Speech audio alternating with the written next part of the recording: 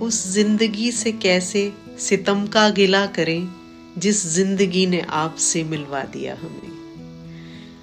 उसका मतलब जानते हैं कि उस जिंदगी से कोई नाराजगी कैसे करें जिस जिंदगी ने आपसे हमें मिलवा दिया। जब आप हमारी जिंदगी में आ गए तो कोई शिकवा, कोई शिकायत ही नहीं रही। इसी तरीके से अगर सद्गुरु आपके जीवन में आ जाता है ना, तो इस जन्म से उस जन्म तक, इस धरती से उस आकाश तक किसी शिकायत की कोई गुंजाइश ही नहीं रह जाती। वो आपको हर तरीके से इतना भर देता है ना, इतना भर देता है कि वो प्रेम सिर्फ आपकी आंखों से ही छलक सकता है। उसके लिए कोई शब्द ही नहीं रह जाते, सारे शब्द मौन हो जाते हैं। मैं और मेरी सिस्टर बहुत छोटे थे जब मेरी माँ को गुरु का सौभाग्य प्राप्त हुआ, और धीरे धीरे जैसे जैसे बड़े होते गए तो माँ के ज़रिए गुरु तक पहुँचने का रास्ता भी सीखने लगे। वो हमें बताया करती थी कि कैसे हर छोटी से छोटी, हर बड़ी से बड़ी बात में वो उनकी कृपा महसूस करती हैं। उन्होंने बताया कि एक बार जब हम बहुत छोटे थे तब उनकी तबीयत बहुत ज़्यादा ख़राब हो गई थी। शायद डॉक्टर्स ने भी जवाब दे दिया था और बहुत बुरी उनकी स्थिति थी। तो बाबा, हम उन्हें अपने गुरु को बाबा कहते थे, बाबा घर आए। उन्होंने अपने भोजन में से मम्मी को छोटे छोटे 3 ग्रास खिलाए, और आप यकीन मानेंगे चमत्कारिक तरीके से 3 से 4 दिन के अंदर वो ठीक होने लगी।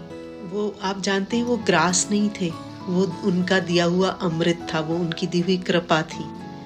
और उन्होंने फिर मम्मी को बताया कि हमने देवी माँ से सारी रात बैठ के तुम्हारे लिए प्रार्थना की। हमने उनसे कहा कि आपने इसे सब कुछ दिया है, इसकी बच्चियां बहुत छोटी छोटी हैं, इसे जीवन दीजिए।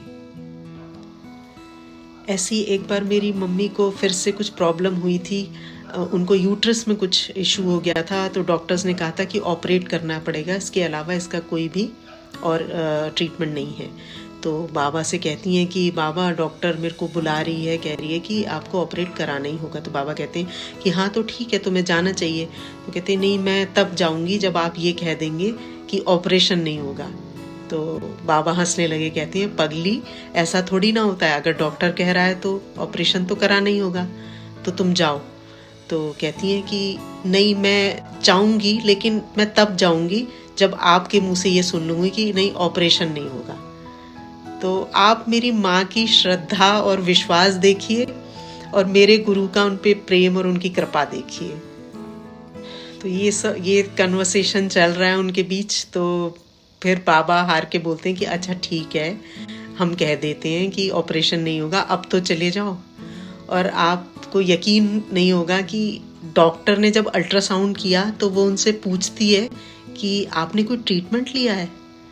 तो मम्मी ने कहा नहीं, मैंने तो कोई ट्रीटमेंट नहीं लिया। तो बोले कि नहीं, आपको तो कोई इशू अब नहीं आ रहा है, आप ठीक हैं। तो आप ये देखिए कि उनकी इतनी अटूट श्रद्धा है, और जहाँ इतनी श्रद्धा होती है ना, वहाँ विश्वास होता है, और जहाँ सद्गुरु के प्रति इतना विश्वास होता है ना, तो वहाँ सत्य घटता है। ऐसे एक बार की और बात आपको बताती हूँ कि एक बार मेरे गुरुजी ने दुर्गा सहस्त्र नाम का अखंड पाठ कराया था संस्कृत में। तो करीब 11 से 12 दिन का शायद था, वो लगातार हो रहा था। तो उसमें शिफ्ट्स में बैठते थे लोग पूजा करने के लिए, 3 आवर्स की एक शिफ्ट होती थी।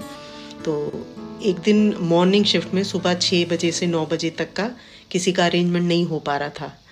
तो बाबा मेरी माँ से कहते हैं कि तुम ऐसा करना कि कल सुबह 6 बजे शिल्पी को भेज देना। तो मेरी माँ थोड़ा सा हैरान होकर कहती हैं, शिल्पी, 9 साल का बच्चा वो दुर्गा सहस्त्र नाम का पाठ संस्कृत में कर पाएगा? तो बाबा कहते हैं कि हम कह रहे हैं तुम भेज देना। और आप हैरान होंगे ये जानकर कि 9 साल की उम्र में मैंने शायद फिर बाद तक 60% शिफ्ट्स मॉर्निंग की मैंने की, दुर्गा सहस्त्र नाम के पाठ की। तो ये मेरा एप्रिसिएशन नहीं है, ये सिर्फ उनकी कृपा थी जो ये सब संभव हो पाया। तो उनके ऐसे अनगिनत इंसिडेंट्स, उनकी अनगिनत बातें अगर मैं आपको बताने बैठूं तो शायद पूरी रात भी खत्म नहीं होंगी। मैं क्या क्या बताऊं आपको, शायद वो शब्द ही नहीं बने जो उनका प्रेम, जो उनकी कृपा बता सके। हर पल, हर क्षण, जैसे मेरी माँ कहा करती थी ना, उसी तरीके से हर पल, हर क्षण, एक छोटी से छोटी चीज़ से लेकर एक बड़ी से बड़ी चीज़ तक उनकी कृपा मुझे महसूस होती है।